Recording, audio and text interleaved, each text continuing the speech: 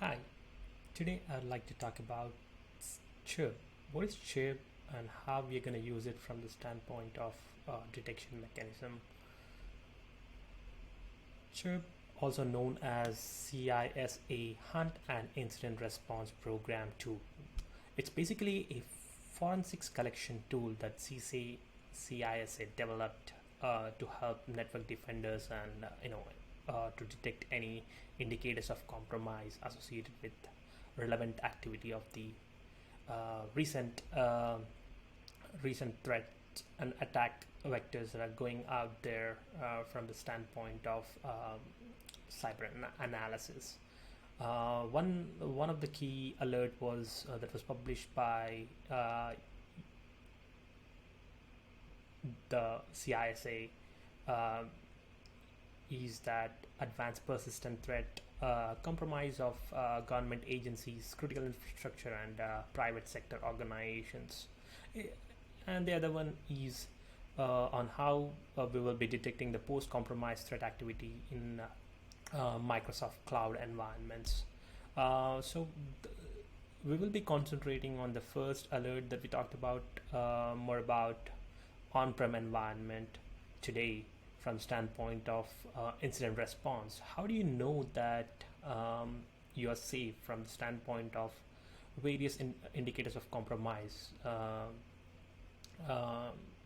vectors, so to speak, are not present in your environment? There could just be few machines in your network, or it could just be ranging to 1,000 machines in your enterprise environment.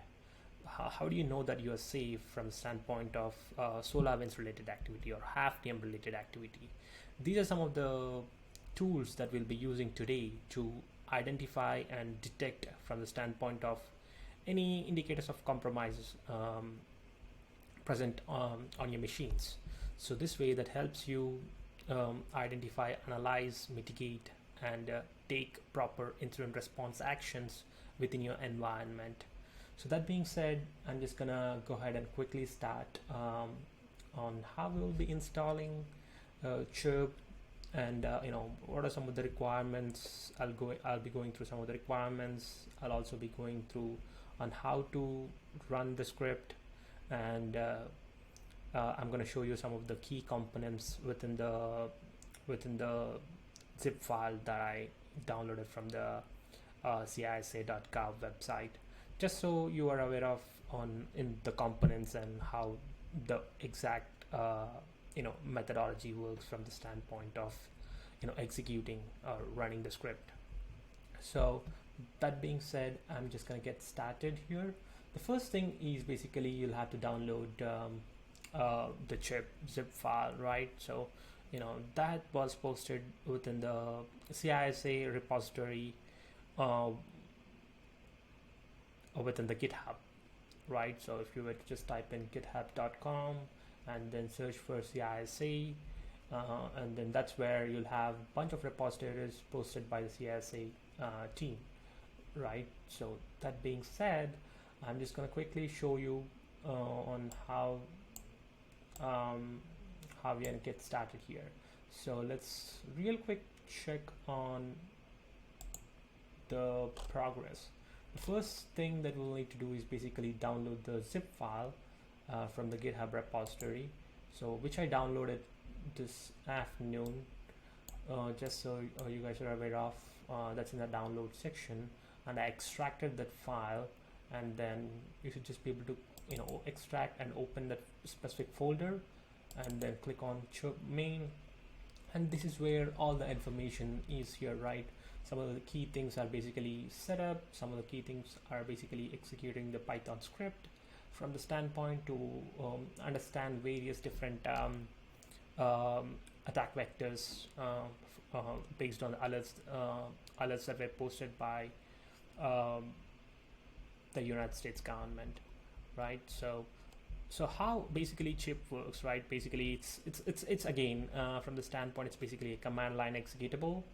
It's basically a plugin that will be running the script that will be running on the machine to identify and search for any signs of compromise.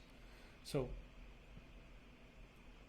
that being said, when this command, the script runs, it basically search through various different um, processes, from the standpoint of event logs, from the standpoint of registry keys, and from the standpoint of any specific Yara rules to basically identify signs of advanced persistent threats, like techniques, tactics, and procedures, like on why, how, and what, from the standpoint.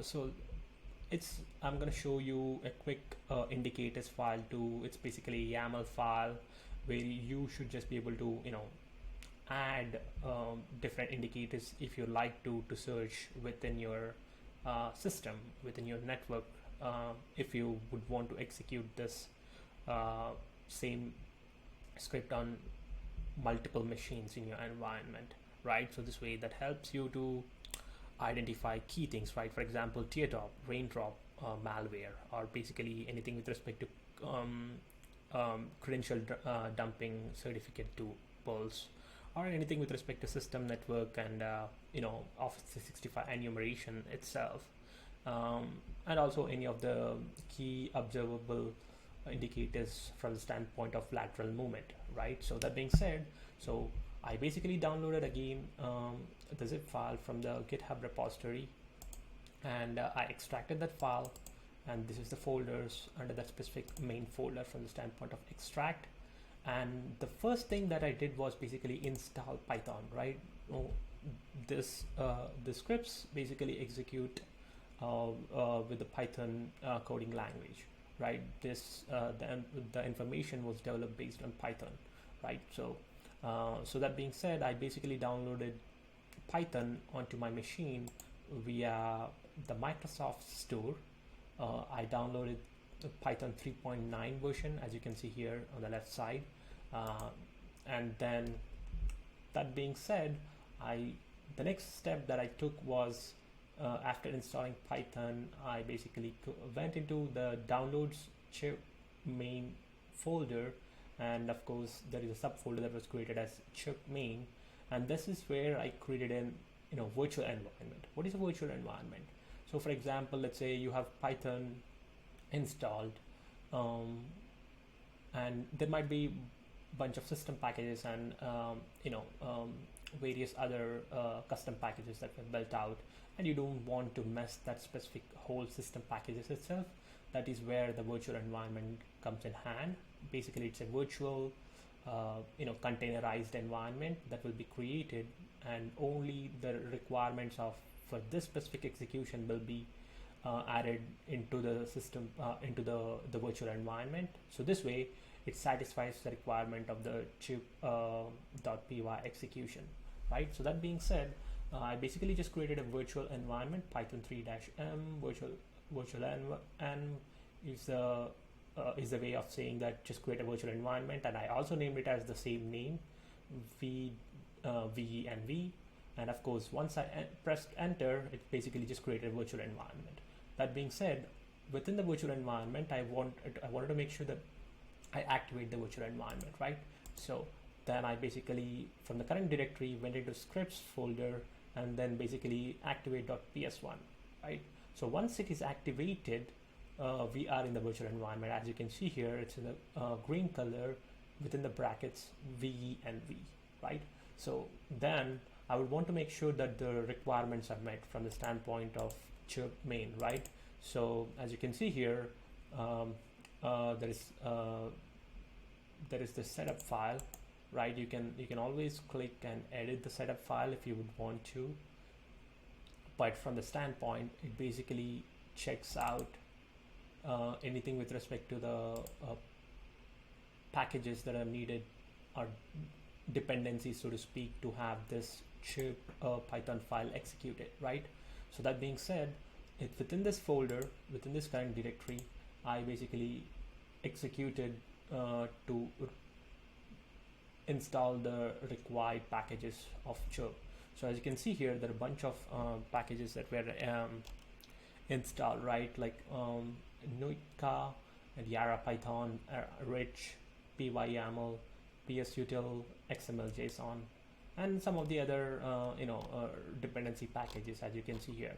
Once that is installed, the next thing that immediately you can do is basically you can just type in python 3 space chirp.py within the same directory.